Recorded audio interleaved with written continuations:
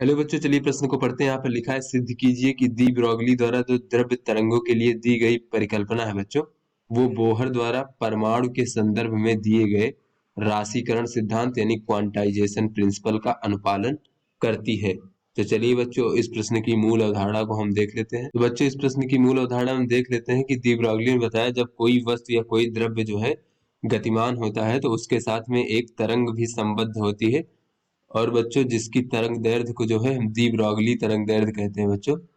इस द्रव्य तरंग की तरंग दैर्ध्य को दी ब्रोगली तरंग दैर्ध्य कहते हैं बच्चों। और ये दी ब्रोगली तरंग दैर्ध्य का मान कितना होता है? तो बच्चों, ये दी ब्रोगली तरंग दैर्ध्य लेमडा बराबर होता है प्लांक नियतांक h भागे बच्चों उस द्रव्य का संवेग। तो बच्चों, यहाँ से h भागे संवेग को हम कह सकते हैं mv यानी कि द्रव्यमान गुणे वेग। तो चलिए बच्चों, अपने प्रश्न को हल करते हैं और देखते हैं कि ये जो है हमारा जो तरंग, ये दी ब्रोगली द्वारा दिया गया तरंग दैर्ध्य का परिकल्पना है बच्चों, ये बोहर द्वारा परमाणु के संदर्भ में दिए गए राशिकरण सिद्धांत का अनुपालन करती है कि नहीं करती है। तो यहाँ से बच्चों अगर हम देखें तो बच्चों, ये जो हमारा बोहर ने क्या बताया था कि जो यहाँ पर बच्चों ये हमारा नाभिक है इस प्रकार से। तो यहाँ से हम देख लेते हैं बच्चों, इस नाभिक के चारों ओर जब इलेक्ट्रॉन इस प्रकार से बच्चों वृत्तीय पथ पर गति करता है, तो बच्चों इसके साथ एक तरंग जो है इस प्रकार से बच्चों संबद्ध होती है। इस प्रकार से बच्चों हम तरंग मान लेते हैं। तो बच्चों, यहाँ पर जो है ये मान लीजिए इसके पथ की त्रिज्या जो है वो r है इस प्रकार से। और यहाँ पर ये जो तरंग है, तो बच्चों अगर इस तरंग की तरंग दैर्ध्य लेमडा है बच्चों इस प्रकार से, तो ये पूरे पथ की जो लंबाई होगी बच्चों वो n लेमडा के बराबर होगी, यानी तरंग दैर्ध्य का कुछ गुना होगा बच्चों। तो यहाँ पर पूरे पथ की लंबाई कितनी हो जाएगी बच्चों? परिधि के बराबर होगा 2 पाई r के बराबर होगा बच्चों। जहां r इस पथ की त्रिज्या है, ये किसके बराबर होगा बच्चों? n लेमडा के बराबर होगा, जहां लेमडा क्या है? तरंग दैर्ध्य, यानी बच्चों तरंग दैर्ध्य का n गुना उसके बराबर होगा, जहां n क्या है बच्चों? n का मान जो है 1 2 3 इस प्रकार से कुछ भी हो सकता है बच्चों। तो बच्चों n एक प्रकार से हमारी कक्षा है। अगर पहली कक्षा है तो बच्चों ये n बराबर 1 होगा, यानी एक तरंग दैर्ध्य के बराबर उसका होगा बच्चों पथ की लंबाई। अगर 2 है तो बच्चों 2, इस प्रकार से बच्चों n हमारी कक्षा का मान है।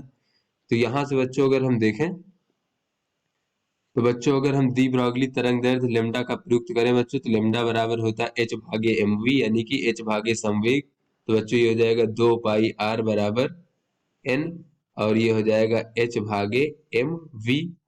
तो बच्चों mv को उधर ले जाते हैं और 2 पाई को इधर ले आते हैं बच्चों, तो ये हो जाएगा mv r बराबर n, और ये h भागे 2 पाई इस प्रकार से।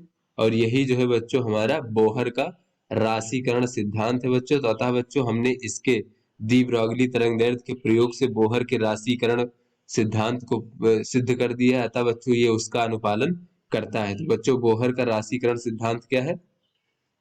यही जो है बच्चों यहाँ से कह सकते हैं, यही बोहर का राशिकरण सिद्धांत है। बच्चों बोहर का राशिकरण सिद्धांत क्या है?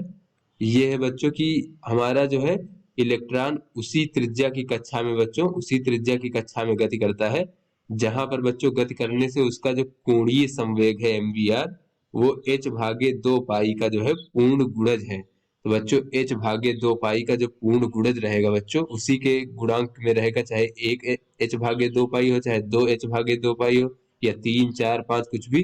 तो बच्चों यही हमारा क्वांटाइजेशन प्रिंसिपल यानी राशिकरण सिद्धांत है। तो आशा करते हैं आपको समझ में आ गया होगा। धन्यवाद।